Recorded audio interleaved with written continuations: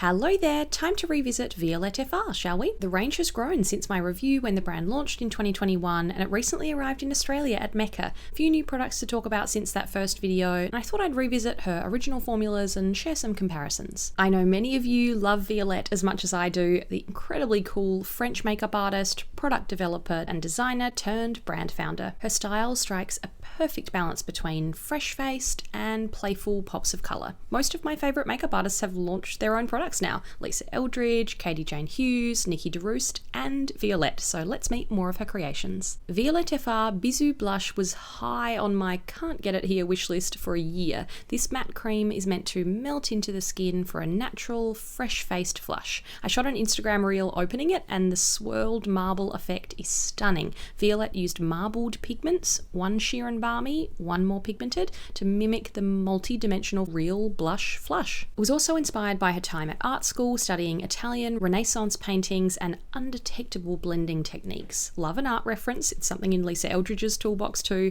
There are 3 shades. Louise, named after her best friend and actress Louise Monod, was always what I was going to go for. A neutral, tender beige with a touch of pink. The matte, balmy, then slightly powdery texture blends seamlessly and almost disappears into the skin, particularly in this subtle shade, so I keep layering it. It's so pretty, love the colour and soft wash. You can see similar peachy beige blushes alongside this in my Emily Blunt makeup bag episode. There's a built-in brush, not something I'm personally going to use. Nude Sticks packaging includes this as well, but I always prefer the finish using my fingers, quickly but gently patting and tapping to blend up and out along my cheekbones. Also worth noting the fairly strong scent, part floral, part citrus maybe? So fresh it could be a perfume. The closest thing I've tried texture-wise is Rare Beauty's Stay Vulnerable Melting Cream Blush. Just appeared in my drugstore dupes video comparing it to e.l.f.'s Putty Blush. Starts out creamy and smooth but has a similar powdery quality that makes it so subtle. It disappears and blurs to a satin matte finish. One swipe of nearly neutral looks similar, but if you apply more, the rosier tone of this natural pink is more obvious.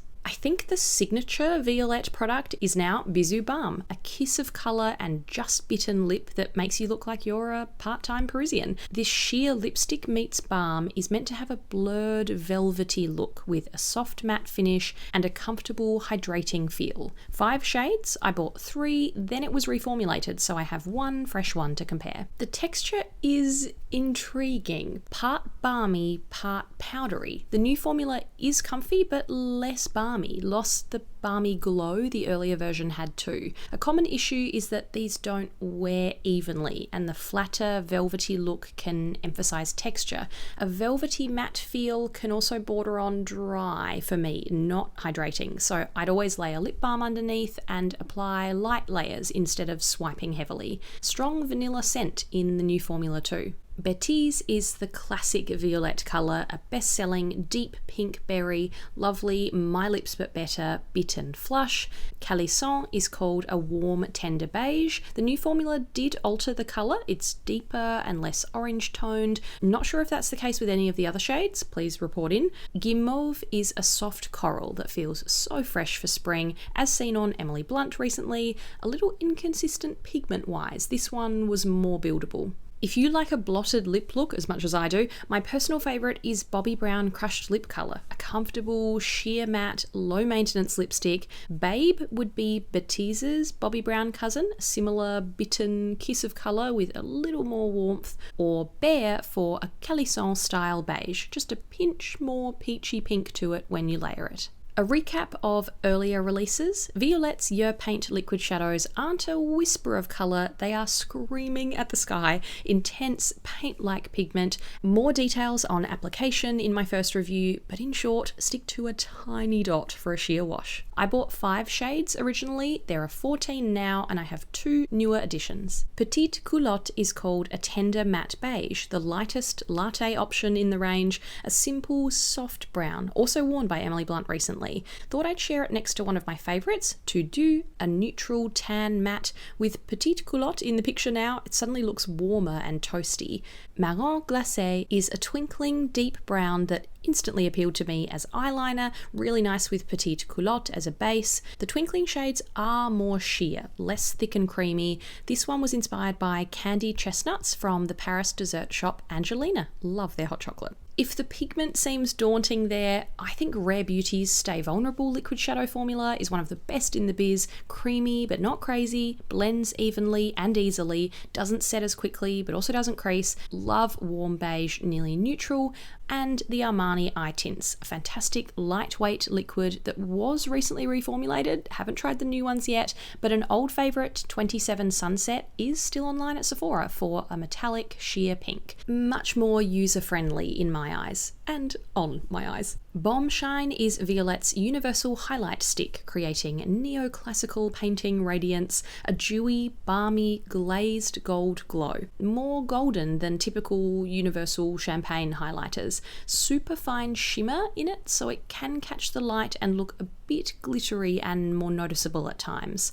My favourite sparkle-free, lit from within, luminous balmy highlight sticks are Chanel Balm Essentiel in any and every shade. Sculpting is a perfect pearly champagne, no shimmer or glitter, just a thin texture, beautiful sheen, and healthy glow like your Sophia Richie on her wedding day. Violette's bold red Petal Bouche Matte in Amour Fou was quick to sell out at MECCA for rich rose petal lips. More on the formula in my original video. The shade is stunning, but it can be messy to work with because it's just so dramatic, and I find the doe foot a little too bulky to be precise. Liquid lipsticks are a special occasion product for me, but I still want ease of use. So I love the Rouge Dior Forever liquids. If I need a super long lasting, all night red for a wedding or the Eras tour, this is currently my front runner, it's $9.99. Creamy and so light when it sets, I forget it's there. Finishing with skincare. I bought Violette's Boom Boom Milk a couple of years ago and used half before it separated and didn't look so good, so I've started again. This 3-in-1 all-over cream spray can be used as a toner, serum, or moisturizer. Not a light mist, both in the mechanism and consistency. It stays a bit tacky with a dewy finish, so I like to smooth it around after spraying to help it sink in. It really feels like it's rehydrating your skin rather than evaporating on the skin and leaving you feeling more dry. The only other creamy mist I've tried is Laneige Cream Skin Mist with a much lighter texture, very lightweight with a super fine spray, but it makes my next hydrating evening steps feel juicier so it doesn't just dampen my skin. But Violette's certainly gives you a more noticeable, lasting, dewy, hydrated boost. Finally, C'est la Creme, Violette's moisturising barrier cream. This light gel cream is meant to have a melt to velvet finish, so it's not shiny, works for different skin types. I did probably expect a dewy finish from a Violette moisturiser, but this is matte, completely sinks in so your skin feels nourished, but there's absolutely no residue or dew left behind. It's an interesting sensation for a dry-skinned, dewy texture lover like me. As a French beauty icon herself, I thought this might be her version of Embryolisse Lait Crème Concentré, another French beauty icon. This is milky, medium weight, so it feels richer and creates a more glowy canvas for makeup or softer, supple skin on its own. If you're always going for a glowy look too, just reverse the order. Instead of using Boom Boom Milk to prep your skin for the cream, finish with a spritz. Looking forward to hearing your updated Violette FR experiences, favourite shades and formulas from her range, what's on your wish list, or if you've got other products at home that cover these categories. I'd love to see her launch a satin lipstick in future maybe, eyeshadow crayons, and some sort of creamy multitasker for lips, cheeks and eyes. What about you? Let me know. Thanks for watching. See you next time.